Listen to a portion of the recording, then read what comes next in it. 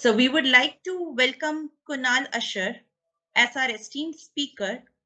Kunal is working as a QA engineer at Zendit, Singapore, with close to 7 years of experience, majorly in product-based companies.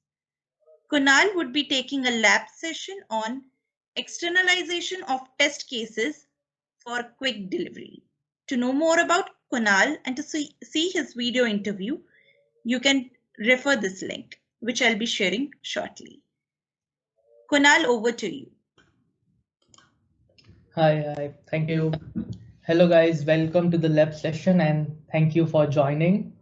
So this lab session is mostly about working with Java, working with TestNG. So I hope you all have taken the checkout of the repository. If you have not taken it, or if you have not taken it, please let me know in the comments. I'll also share the link with you guys. All you need to do is go to this link, take the checkout of the master branch and make sure your IntelliJ is configured. For this, you'll need prerequisite as Java, which was already shared with you. And if there are any other issues, let me know. We'll have 3 minutes for it and then we'll start with the session. If everyone has configured the prerequisite, you can put it in comments and we can directly proceed so we don't need to wait. Let me know what you think.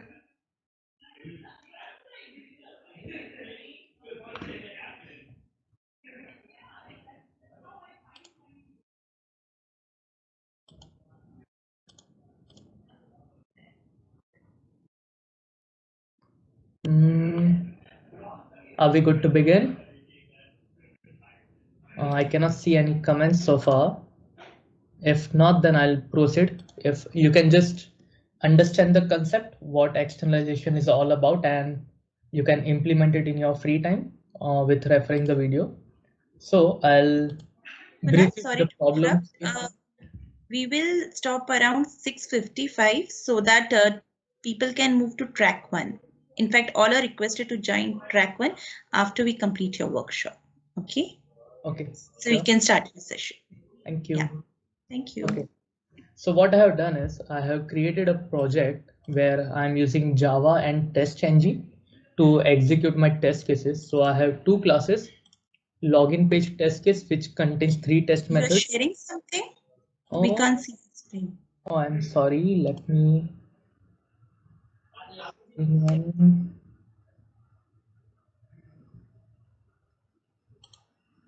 Can you see it now? Can someone confirm? Yes, okay. We can see your Thank screen you. now. Sorry for that. Okay. So this is the project that I have created for the concept that we'll look at. So in this project, it is a Maven based project. So we have SRC folder. Inside SRC, we have main and test. And all my test cases are written within the test and other supporting classes. So inside test, we have test case class where I am just writing a login page test case. So it deals with login to an application, forgot username, forgot password functionality. For now, I'm just printing the values of it because this is not the area that we are looking at. And another class is sign up page test case where we are performing the sign up activity and we are validating the password requirement if it's good or not. Now, whenever we are using TestNG, we need to create some supporting XML files to execute our test case. So for that, I have login page XML and sign up page XML. So if I run my code from login page XML, all we can see is our login test case is running. Okay, this is because the Java support is 5. Let me just change it to 8. Okay. And now if I run it, my login page test case would be executed. Another issue, Java compiler. Okay. 5, 8, 9. Okay.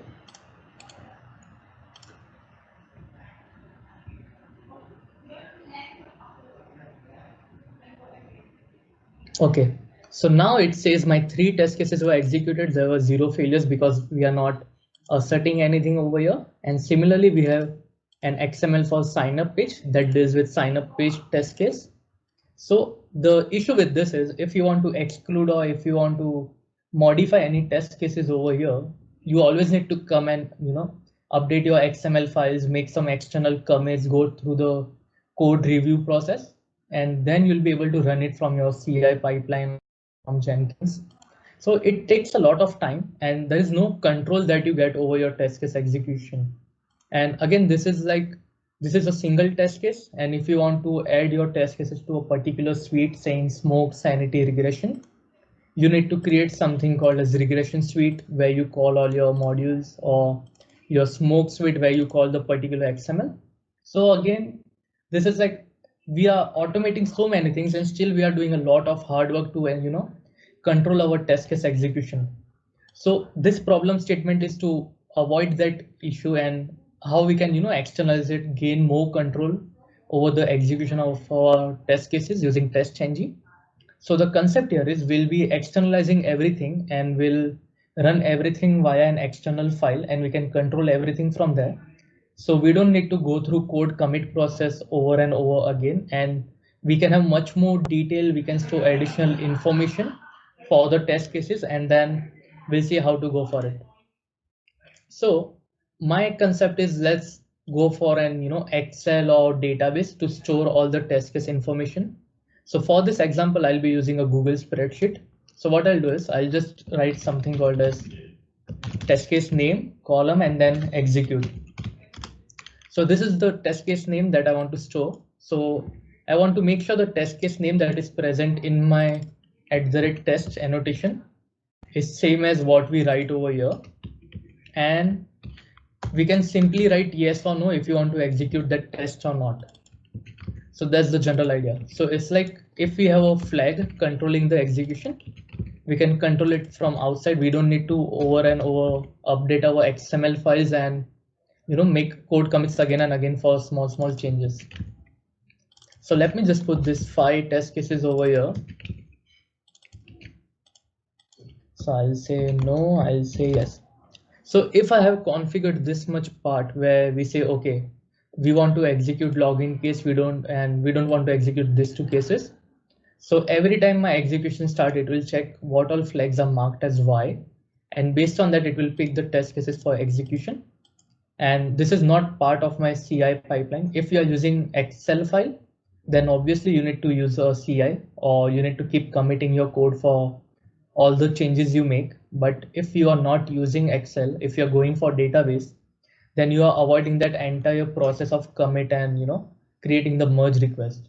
You can modify your data directly in DB, and your script will definitely pick all the latest changes from database. So that's the concept. And the one way of doing, or one way of implementing this is, we'll go with the Excel file right now. So I have already downloaded this Excel file, and I have placed it in my resource folder as testcase.xls. So it is same as what we are seeing right now on Google spreadsheet. So now I want a mechanism to create all this XML files that TestNG is asking us to write at runtime. So what I'll do is I'll just create a package over here saying TestNG. And we'll create a class to create our TestNG at runtime, and I'll name my class as runtime TestNG, so it is easier for us to refer. Okay. Add. So now if you carefully look at this XML structure, what is happening is, if we are creating an XML file only for a particular page, we have something called suite tag, and inside that the hierarchy follows as suite will have test will have classes, and inside classes we can add multiple class. But if you look at our smoke and regression XMLs, it is taking the first tag is my suite, and then it is accepting a suite of files. It means list of suite we are providing to our TestNG, and based on that, it will go in, it will parse my XML files or page specific XML files. So we are trying to implement same concept via creating the TestNG at runtime. So I'll go to my runtime TestNG. So concept is same. First we need to create list of suite. Inside list of suite, we need to add our suite level information. Within suite we have test annotation. Inside test, we have classes. This can be list of classes inside a test. And here we need to add all the class.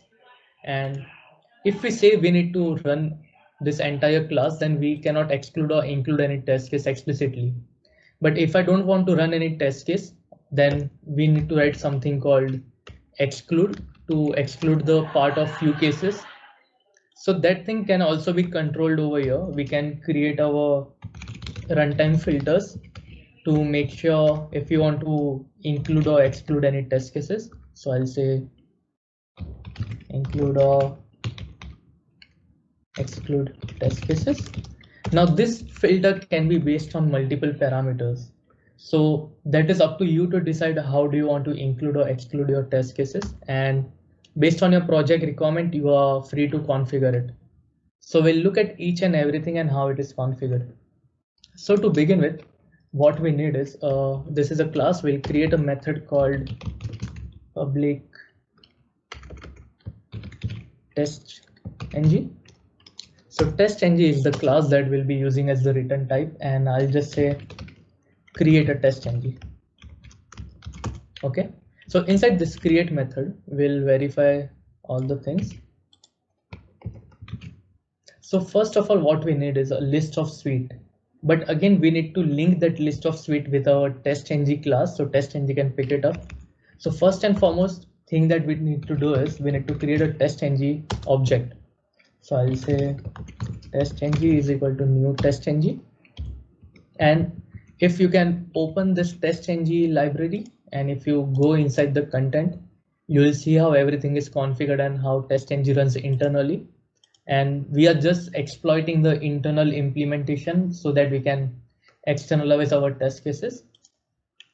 Now, if test ng is accepting list of suite, so we need to first create a list, and the list input type will be XML suite. So again, if you look at the import statement, it is coming from org.testng.xml. So I'll just say suite list is equal to new array list. So now we have a suite list. Now we need to add multiple suite to it. So I'll just create one object of XML suite saying suite is equal to new XML suite. So we have a suite in place. We have created our list. Now all we need to do is we need to keep adding data inside this suite so we can link it with our list. It's all the chaining concept that we are looking from here. We have a suite. A suite will accept a list of items, and if we go to a specific item, it has test classes, and inside classes we specify class and methods. So that's the overall concept. We'll try to cover entire code right now, but if it is not possible, then we'll just cover the concept, and I have already posted my code branch so you can refer it later. Okay, now once we have the suite, we can put few things over here like we used to do in our XML file. So let's say I want to say suite.name, so I say gtr test case demo. So this name is same as what we provide over here, suite name. We are just adding the name, we are not doing anything else. Then we say you want to add a particular thread count, so they have something called thread count as well. Set thread count, how many threads do I want to run in parallel? So I'll say I want to run 2 threads in parallel. And what is the parallel type? Is it parallel methods? Is it parallel classes? So you can set that as well, set parallel. And so to use it, you need to use XML suite, and from here you can say what type of parallel mode you want. So I'll just say I want parallel modes.method. So all the methods that are right will be executed in parallel manner. Now once we have our suite, we need to add our test cases to it. But again, the test annotation in here, it accepts a list of classes. I can add n number of classes over here. So again, we need to stimulate the same behavior. So again, I need to create a list of XML class. So it's all about linking, creating a list and adding your class to it. That's it. So I'll say, okay, this is my class list is equal to new array list, and I'll name my, okay, wait, first we need to create test, sorry for that, list of XML test. I'll call it as test list is equal to new array list. Now within a test, we need to add a test. So just to create a test, we can use XML test class. XML test, I'll just say it as test is equal to new XML test suite, because we want to list this test with the particular suite or inside this suite. So we need to provide the suite level information as well. And you can set your test case name as well. So test.set name externalize. I'll just put it like this. And people are waiting in the lobby. Okay. So once we are done with this, inside a test, there are n number of classes that we can add. So I'll just cut it from here and I'll put my list of classes under XML class list. Once we have a class list, now in our entire project, there will be n number of classes. So we need to find a mechanism of identifying our class, where exactly our test class are located. Because if I try to run this logic on all the classes, it will take a lot of time to filter out where exactly my test cases are located. So in order to reduce that iteration work, what we can do is we can simply write a mechanism saying, okay, all my test cases are placed under this folder, test case package. Okay, and I want my code to look only under this package to find all the test classes and not under any other package. So for that, what we can do is we can use the concept of reflections. So reflections help us to identify what all classes are present under our current package. So what I'll do is I'll just copy paste the code right now. I have already inserted it over there. I'll not be going into reflections detail right now because that is not part of this. But if you have any questions on reflection, you are free to check with me. Now there is a variable called test case package path. So what is this path? This path is where exactly my test case package is located within my repository. So we need to provide this test case package path as well. So I'll just create one static variable on the top saying, okay, this is my test case package path. If you're not using this variable anywhere else, you can create a local variable as well. So there's no need of creating a static variable. Okay. Once your reflection has the package path, what it will do is it will identify all the classes that are present under test case package. So it will give you there is a login page test case class and sign up page test case class. And based on that, we can decide what all things we want to use. So first we need to use the reflections concept over here. So I would say reflections is equal to get all test class. So all my classes are stored in reflections object right now. Now if you look at the classes, they are not extending any class. So my classes are right now direct a subtype of object class.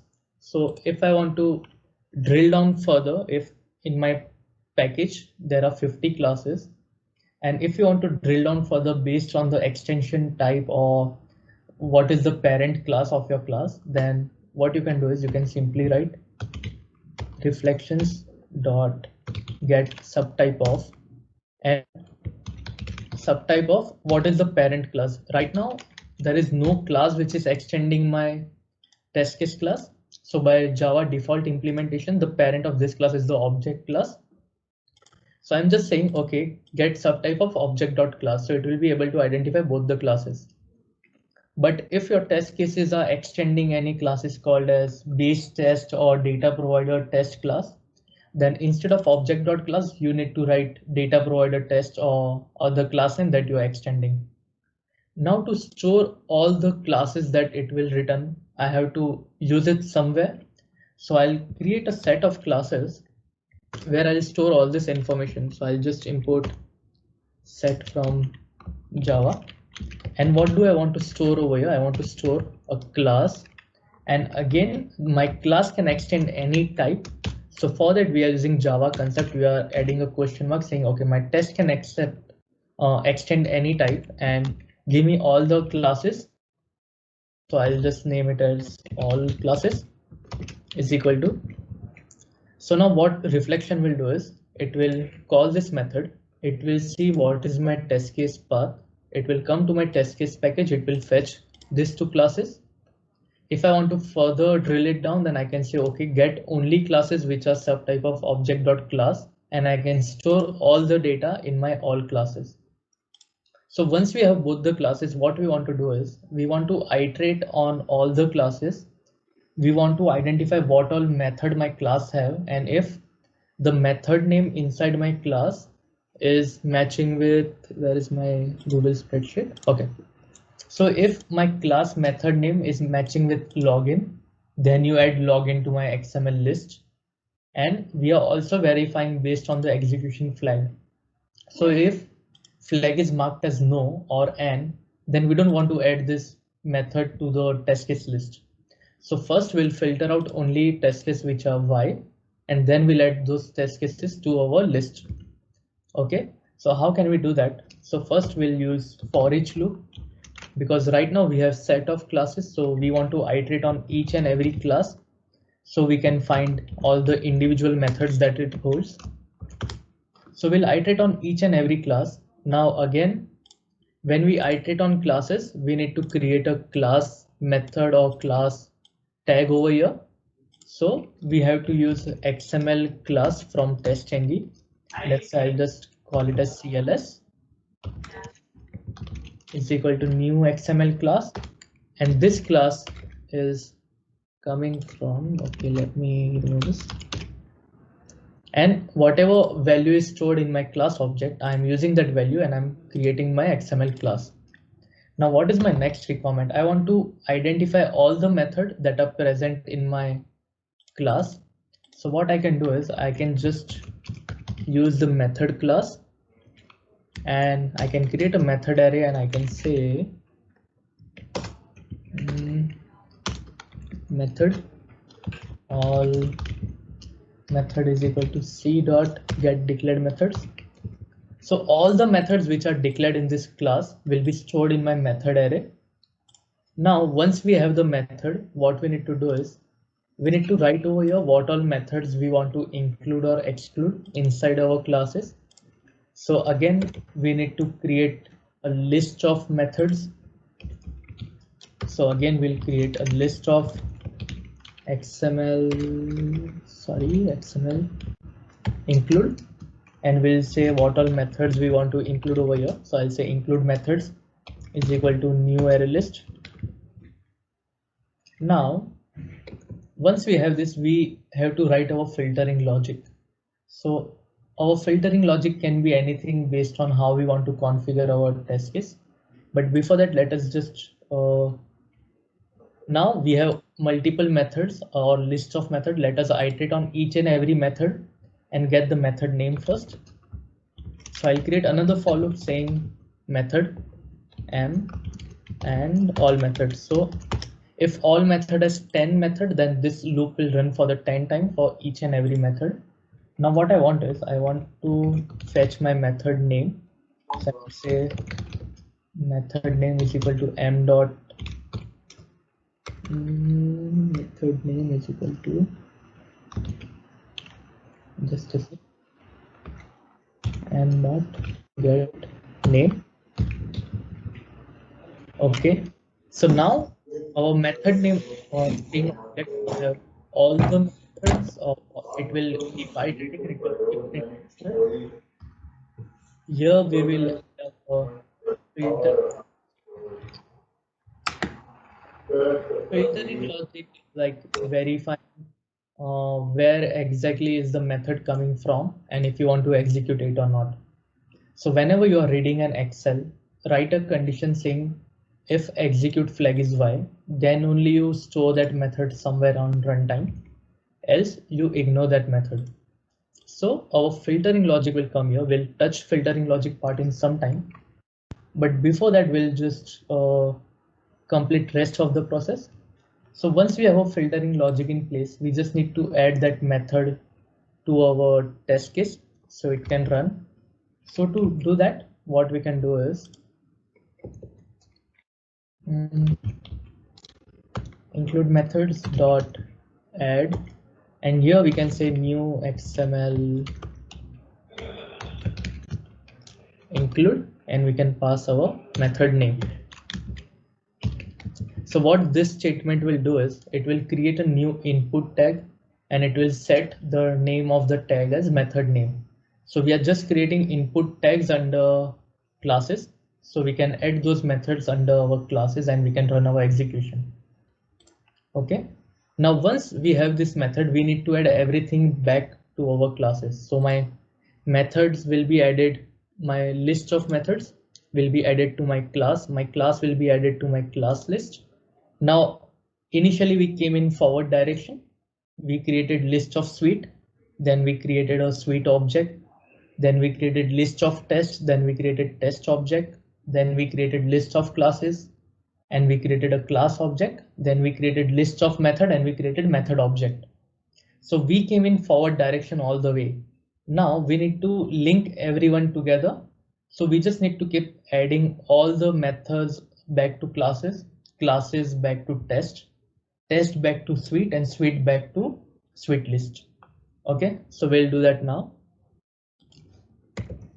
So if my include methods are there, what I want to do is if I have a class, let's say my XML class is CLS.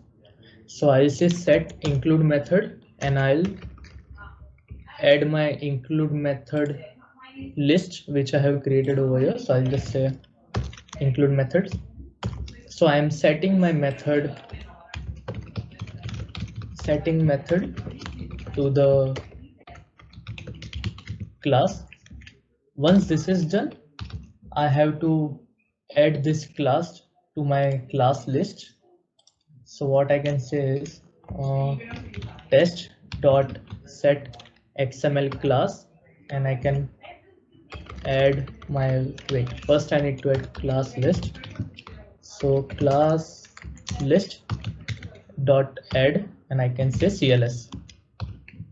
So I'm adding my class to the class list. Once my class list is ready, I can say set XML classes and I can provide my class list over here. So we are just back linking everything. So this is adding class to class list. This is adding class list to test, and now we need to, if our test is ready, we need to add our test to the test list. So I can say test list dot add test. Once we have a test list, we need to add this back to the suite, adding to the suite. So I can say okay, suite dot add test, and I can provide my test list over here. Okay, test list, what is the issue? Suite dot, okay, instead of add test, we need to call set test method. Okay, and I need to add my suite back to the suite list. So I can say suite list dot add, and I can add my suite. So initially when we started, what we did is we created a suite, and we know the suite accept a list of suite files. So we created a list of suite, then we went to each and every suite and we created an individual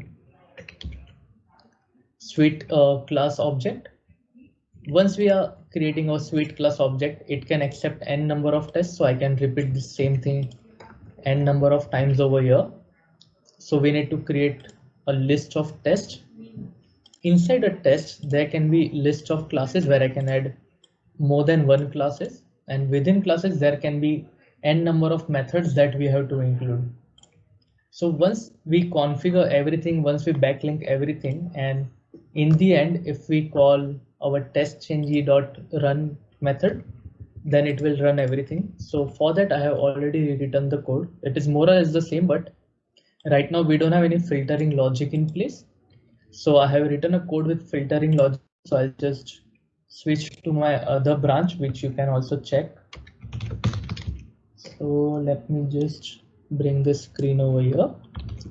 I would say, let me commit this code.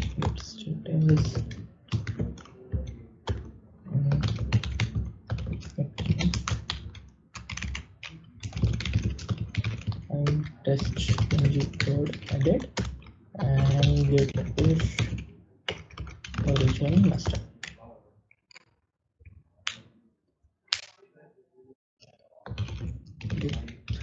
Check out. What is the full feature?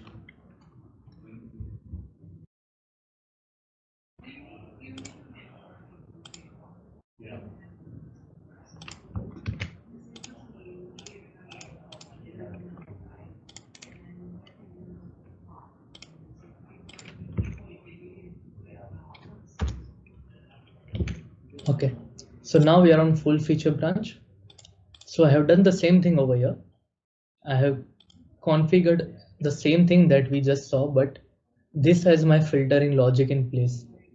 So I'm filtering based on the test case list. So my test case list is nothing but it is identifying all the test cases that are marked as Y. If you want to see the code of it, I have already provided it in file readers. If you open file readers and if you go to Excel, so here you can see I'm identifying or iterating over my Excel, and if it is marked as Y, then I'm adding it to my test case object. So first I'll fetch all the data of the test case, then I'll check, okay, if the suite is marked as Y. If it is Y, I'll add it back to my test case. So once I create my runtime test ng, it is easy for me to filter it out. So I have created one unit test for it. Let me just try and run it, but it won't run because we are also reading value from a property file.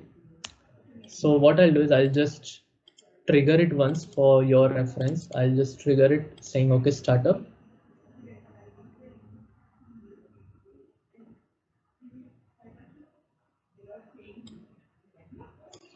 So once we call our runtime test ng, this is how a test ng file will be generated at runtime.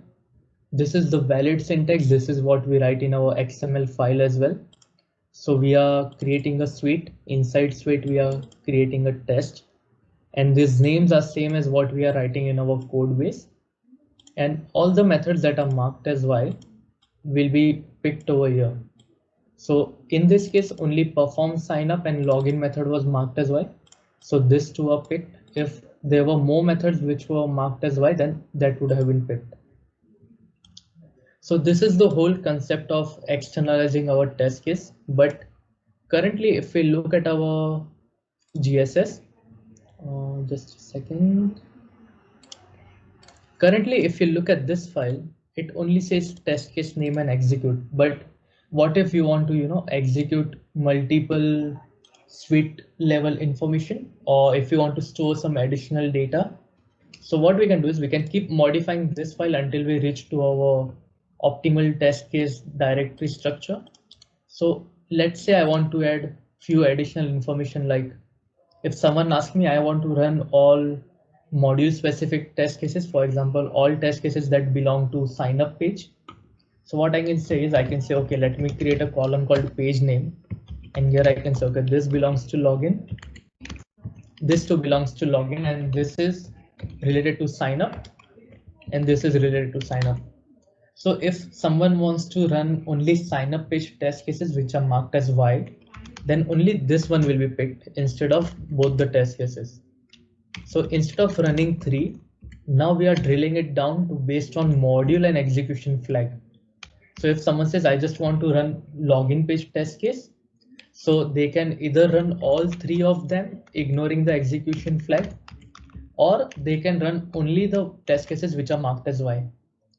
It all depends on how you are writing your filtering logic and how you're passing it to TestNG.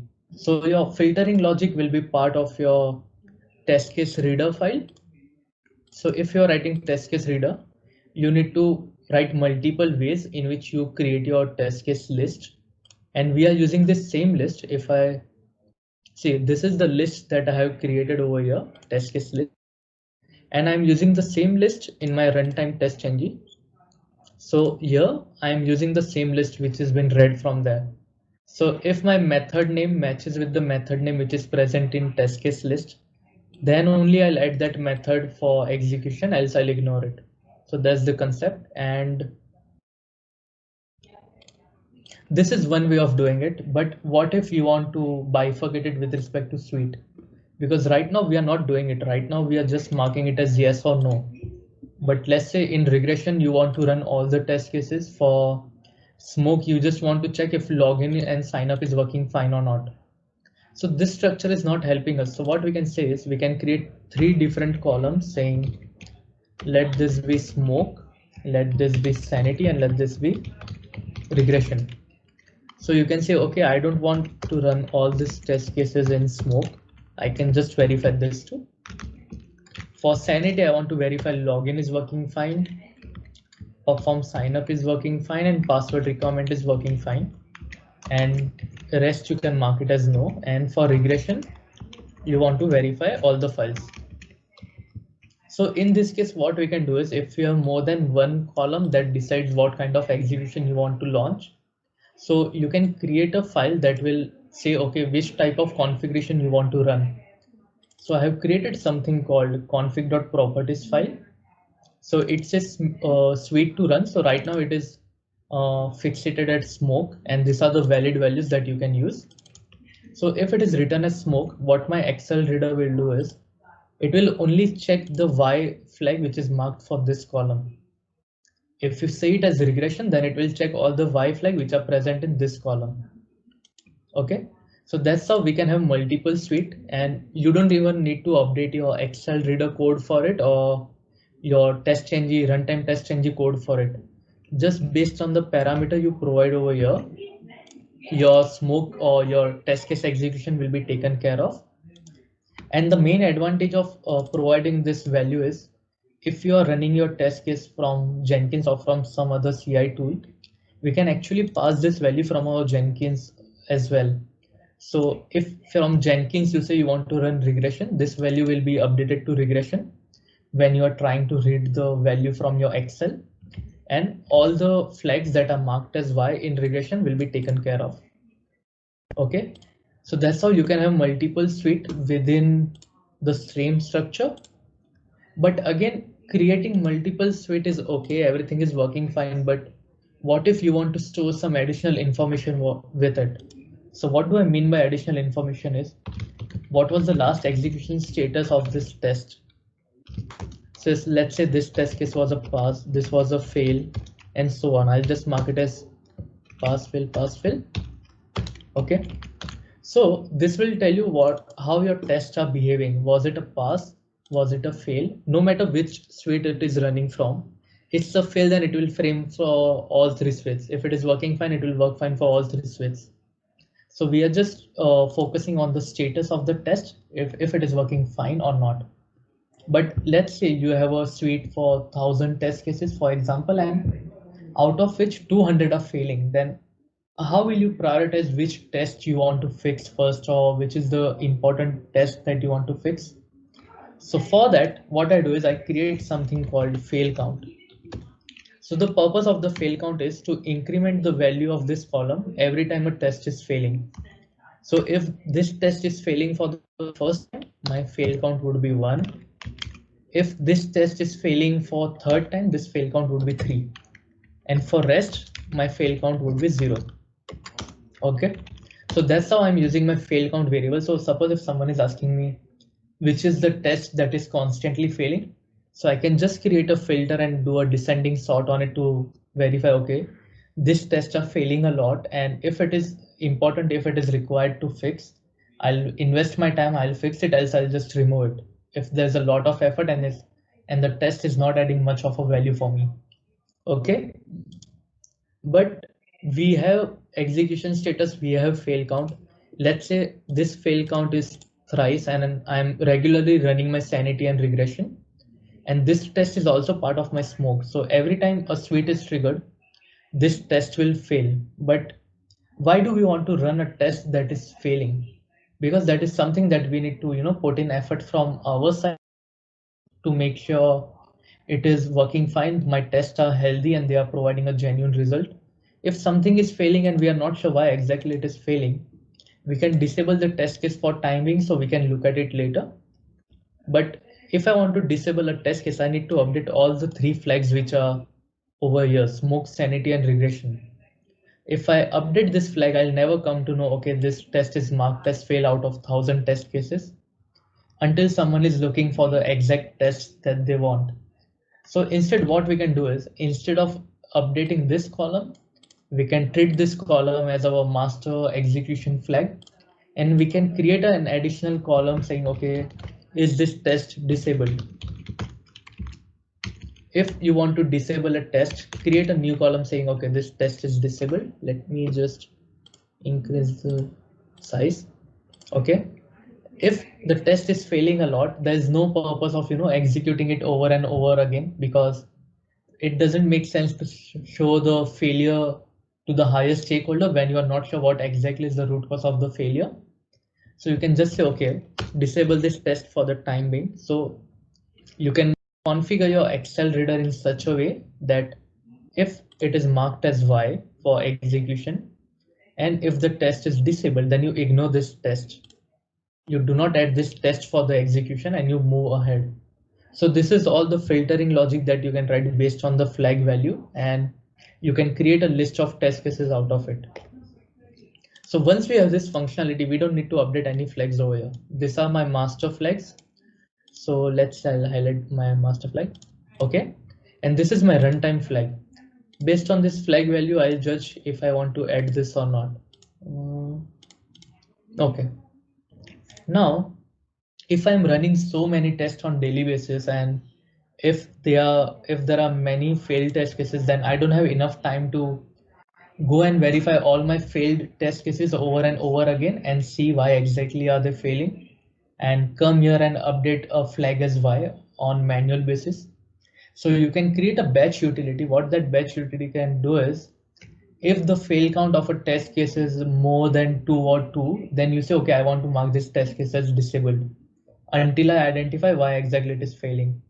So if this structure is stored in database, it becomes much easier to perform DB operations, and you can update the flag value at runtime. But if you're using Excel, then again, it's a manual effort to come and update or come and maintain this shit over and over again.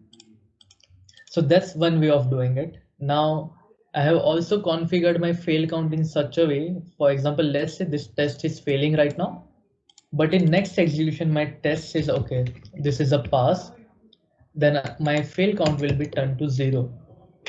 And if there are any flaky cases, then I won't be able to figure out why there is a flaky case in my, automation, why it is failing. So for that, what I have done is I have created a new column saying is flaky. But how do I update the value over here? How do I identify if a test case is flaky or not? So what I'm doing is I have created a separate table in my database where every time I execute a particular suite, I'm storing the execution information over there. So let's say I executed my perform sign in method for 5 times.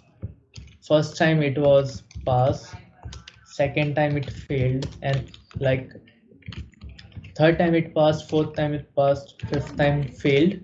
So if out of 5, let's say out of 5 out of 10, if there is 30% or 20% failure percentage, then based on that, again, I have another utility that will mark this test case as flaky.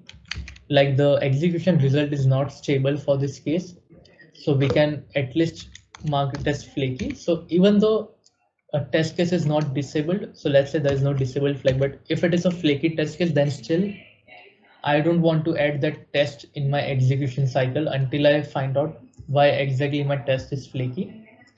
And we have integrated this with Slack.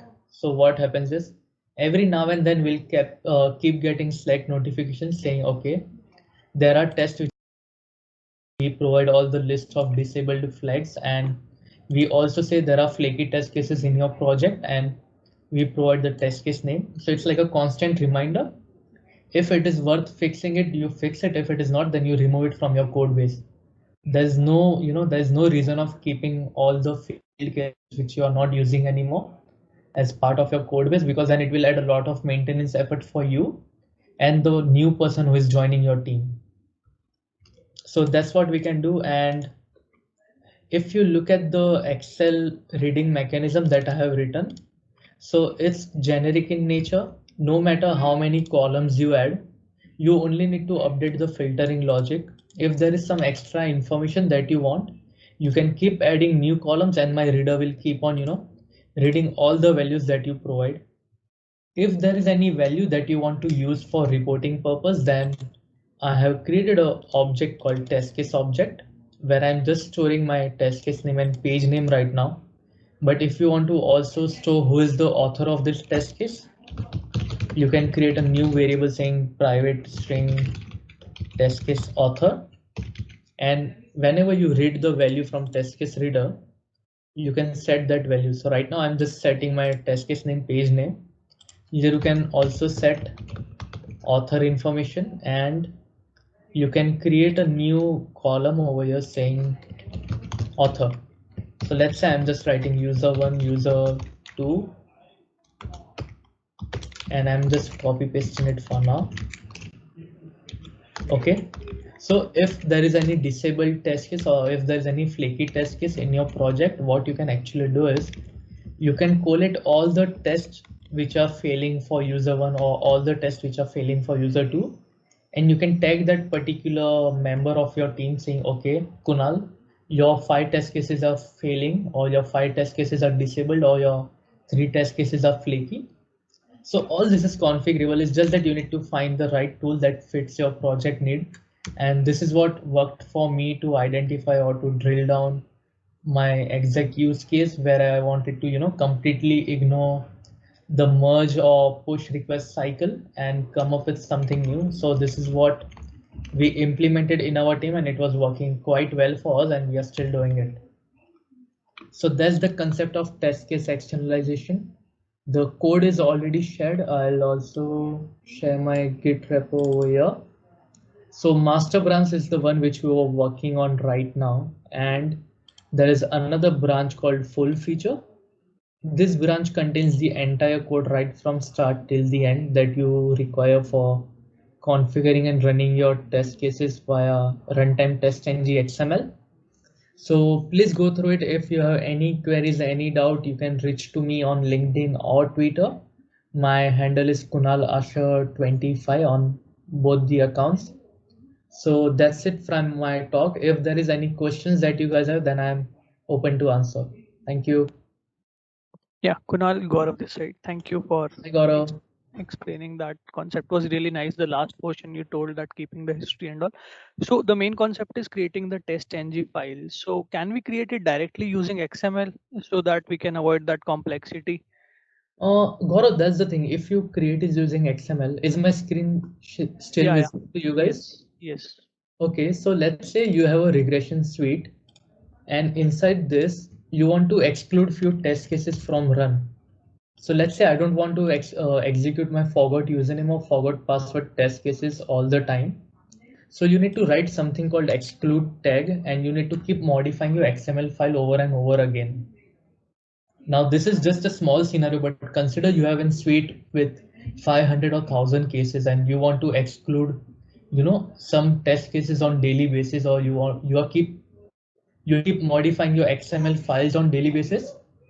Then you are making n number of commit just to update one line of code. So that's So in that case, like maybe like as of now, we have just put method in our Excel file. So what if we put the class name and method name? So based on that, the logic would dynamically generate XML file, right? An XML writer, which will generate such a structure. But yeah, maybe we need not to remember that reflection and all code, though you have shared it. But can that be done? Because that code will also generate this kind of structure, like based on, suppose if exclude word is there. So let's put the static syntax that many times. Come again, you are saying if we Like put, for example, let's take this example of I see for creating this XML file, what I need is three things: that correct, login page, login test, and this name. Right? Rest all the structure is static. correct. So if I can write an XML file and I see that how many times that class are there, suppose 5 classes are there. So based on that input, my code will generate this XML file. Based on the input, your code will generate this XML file. But what if you want to exclude any test case from it? So let's say your 5 classes and each class has 10 test cases or 10 method with @test annotation. So overall there are 50 tests in your entire project, correct? Mm-hmm. And what if out of those 50 you just want to run 30 test cases based on some parameter? How can you configure that? So all that would have to be put in that Excel file, right? Because as of now also, like how we would know that based on, like, it will read the Excel file and it will generate this. So I think the idea is same, the implementation way, I think Correct. maybe. So it's like you are creating a separate, you are writing a separate utility that will create your XML file, reading from data from some external source. So that is another way of doing it. And can you just show that how you are, like, the test.ng file, where it got generated and how it's replacing the older one every time? Okay. So the test.ng file is not being generated. It is just being created at runtime. So we are not storing it anywhere. What we are doing is, so our trigger point of execution is always an XML file. Since we do not have any trigger point, since we are creating test.ng at runtime, I need to have some trigger point. So I have created a startup class that is main, and I'm reading my Excel data and I'm just calling my runtime test.ng. So this class is responsible for creating my test.ng, and to trigger the execution, I'm just calling the run method. There is no hard-coded XML file, so I can simply remove all this file and still my project will work. So there won't be any test.ng related XML files in my project henceforth. Because whenever you create an XML file, test.ng internally calls this run method. So if you open this run method, it will check if the test.ng is created properly or not. And it will check if the dependent methods are generated properly or not, if there is any listener configured or not. So test.ng will internally also trigger the same method to initiate the execution. So same thing we are doing from here outside. Yeah, and in this case also the default reports would be generated. Correct, yes. Okay. So again, if there is any some custom listener that you want to add, so I have commented this listener code. You can create your listener class and you can add your listener class as well. So you can create the entire replica of the XML that you are creating over here, but it's just that instead of, coming to this XML and updating it again and again, we have taken this entire structure somewhere outside from where we can handle everything. Sure. Thank you. That helps. Welcome, Gaurav. Any other queries? Reshma, I see you have raised your hand. I have a question. How can I generate report? In test.ng, I able to see the report. So in that scenario, can we see the report? In this scenario, yes, you can. If you create your listener class, and in your listener class, you can also add extend report, LUR report. So this is just a way of running a test.ng. So if you run your test.ng from here, it will generate a report. If you run it from some startup class as well, still it will generate the report, because internally we are still calling test.ng features. We are not doing anything else. It's just like exploiting the internal libraries the way they have created it and writing it in our own way. So if you have listener classes and if you have configured reporting with your listener classes, it will generate the report.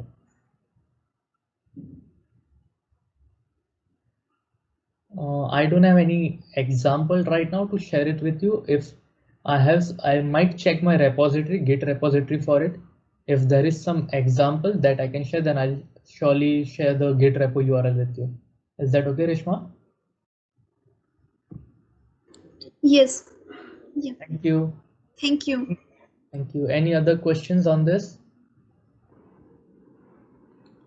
Kunal, would you like to brief about the common errors or challenges that people generally approach with whenever working with this setup? The common error, that's a good question actually. It takes some time to understand how reflection works because there are few things that we need to configure, we need to provide it correctly. And in some case, this reflection might differ from your IDE as well. So initially I used to write it in this way when I was using Eclipse. So if I write this same over here, it won't work for IntelliJ. So then I had to, put in some time to make sure why it is not working. And there was some issue with IntelliJ at that time. And I had to restructure my entire query so that it will work with IntelliJ. I'm not sure why that issue was, but it was a genuine issue and you can find it on Stack Overflow as well. So this is one issue that we might encounter while working with this concept, but it's just a one-time issue. If you can, resolve it, then there won't be any further issues. Great. Thank you, Kunal. Anyone else who's got any questions? Also, I would like to add one more thing. Like I said, this part, this Excel is, we don't need to make any code changes. So let's say if there is any bug fixes and let's say they have fixed a module saying the search item or search page is not working properly. And there are a few impact areas that you might need to test as well. So what you can do is you can simply create a column for the bug ticket saying bug. I would paste it as 2020 for now.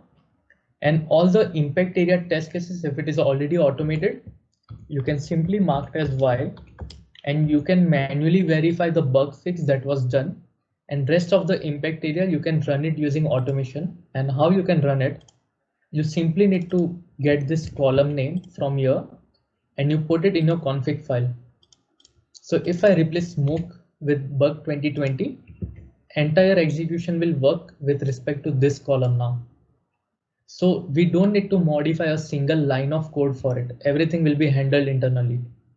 So what we did is we created few user or member specific branches. So I would say this column is for Kunal. Next column is for person A. This is for person B. So every time I'm working on any ticket, so I'll just update this ticket. So I'll just say, okay, if I'm working with Jira ticket, so I would say, okay, Jira, and I'll put the ticket number saying, okay, 1010 underscore Kunal. If I'm next time working with some other ticket, I'll just update this column name and the flags over here. So I have a dedicated column for each and every member. And by the time you are done with the manual testing of the bug fix, and you can also get all the impact area tested simultaneously. And the report that is generated from this, you can directly update it to bug evidence or the ticket evidence saying, okay, I have tested, I have the manual evidence with me, and this is the impact area execution report that you can verify. So this is another way of using this feature. Okay. Would you like to quickly summarize the benefit that we get or maybe show one such report? I don't have any report handy with me. The benefit that we get is we are completely avoiding the commit process. So let's say you have 10,000 test cases or 500 test cases and you are working in a team of 5. So every time someone is making a update in XML file, they want to commit it to the main branch. So what happens is just for a single change, everyone is pushing their code. So the person who is responsible for code review is putting it a lot of time to verify minor changes and merging the PR. And again, after merging it, you are supposed to take the latest update so you can again work on it. So this process is being completely avoided by externalizing it to a database or some other structure. I won't recommend Excel because we had an issue where we were 3 members in a team and somehow our Excel got corrupted. And at that time we were using SVN. So it was a lot of effort, to again get to the stage where we were. And that's the thing, and you cannot track any changes in Excel. So we thought, okay, it's better if we move to DB. We were okay if someone is modifying any flag, but at least we are avoiding that process. Our data is intact with us. So that's the approach we had implemented. Great. Thank you, Kunal. I don't think others have any questions, so we can conclude this session. Thank you so much Thank you. for the insight that you have given.